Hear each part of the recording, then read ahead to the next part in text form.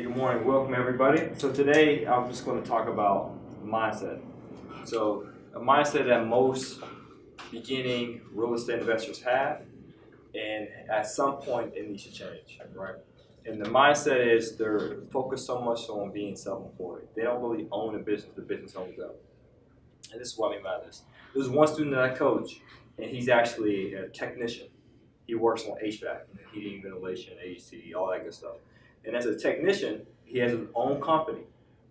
But if you read the book by Michael Gerber, it's called E-Myth, Entrepreneur Myth. He talks about the 3 stages of most. You familiar with it? Yeah, but I haven't read it yet. Okay, it's a good book. It's like one of those must-read books. He talks about the 3 different levels of most business people, right? And he talks about the reason why that statistic holds true, that 9 out of 10 businesses fail within the first 5 years, is because most people, they have a certain mindset, right? And they're pigeonholed into a certain position, and they don't graduate into the next level. This first level, they start off as technicians. So the technician is like, he mentioned in the book, someone who's great at baking pies. They bake pies at another company. They say, you know what? I'm great at baking pies. I'm gonna start my own pie company, and I'm gonna bake my own pies. But what happens when you're the technician or have a technician mindset? Technicians believe if you do something right, you got to do it yourself. And that's what Robert Kiyosaki talks about too in the quadrants. There's 4 quadrants to making money. You're the employee, small business person or specialist. This is the big business, and this is the investor. And the technician who quits their job to start their own small business, a specialist, they stay in this quadrant. And their belief is, you do something right, you got to do it yourself. Or, hey, I can save money by doing it myself. Whatever reason they try to convince themselves that they have to do it themselves. Whether they're the best at it, they're trying to save money, they're trying to save time, they got to do it themselves. So this is a technician. So the person who's a technician or specialist, small business, that's what the S stands for, they do everything from sweeping the floor to making the pies to selling the pies to doing the marketing for the pies. They're doing everything there is to do for that business. So they might have a few people helping them, like a few hired hands to help, but typically they're doing the whole 9 yards. So the reason why they go out of business is not because they're skilled. That's what the S stands for too. They're specialized. They're specialists. They're skilled. They just get burned out. You can't do everything yourself. And if you try to do everything yourself, even though you're a perfectionist, the sad thing is you don't have someone to tell you that, hey, bro, you're really not that perfect at it. You might think you're perfect because you're doing everything, but you're really not that great. And it takes a level of humility. Like I had to go through that too. Let's say I'm doing marketing. I'm like, well, yeah, I'm doing a decent job, get it done, but am I the best at it? No, definitely not. There's many things I'm not the greatest at. I might be fairly decent at making sales calls, but am I the best at it in comparison to people who work here now? No, not at all. So back to this guy. So he wants to get started in real estate. So he's a technician in his field.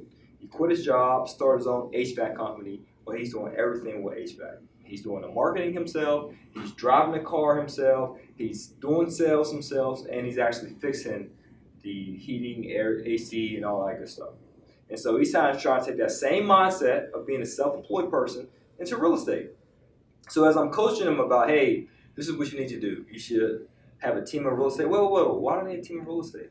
Can I just drive for dollars? Can I just send out? Yes, you can. There's many ways to skin a cat in regard to finding leads and finding deals, finding properties. But I want you to be the real estate entrepreneur, right? I want you to be that synergistic glue that brings all the resources together, and not you doing every single thing that relates to real estate investing. And saying you also want to consider investing out of state if your market doesn't have multifamily. Oh yeah, you know what? I found a great area in Stockbridge that I could potentially invest in. And I'll drive from Macon to Stockbridge. If you guys aren't familiar, that's like a long drive, several hours, right? He's like, because I know I can save a lot of money if I go there and do the repairs myself. I said, bro, so he's handy. I said, I understand if you're handy, you do a good job, you need to get it done cheaper since you're doing the labor, but that's not the point. Why would you want to spend your time, let's say 4 hours out of your day, driving back and forth to a property doing repairs, when you could pay a tad bit more and have someone else do it? To me, it didn't make sense, right? But in his mindset, it made perfect sense. because he's a perfectionist and he's going to save him some money, right? So back to Michael Gerber, most people stay here, just like combining Michael Gerber with Robert Kiyosaki's work. The technician is the specialist, right? They're not an employee. They was an employee and said, hey, I have a skill set. I'm highly skilled. I'm specialized. I'm going to go here. But they never go to this area here, which is big business, where you have teams and systems in place. They are the team. This person right here, the technician, the specialist, they're the whole team. They operate every single cog in the system. They don't trust people. That's the worst thing about most businesses. You got to have trust with your team members. And you got to be able to assign them a task or whatever and have them do it without being a micromanager. Because if you micromanage as well, that would definitely eat up a lot of your time, and it'll make the person who's being micromanaged disgruntled. So that leads us to the second part, since I mentioned the word management, right?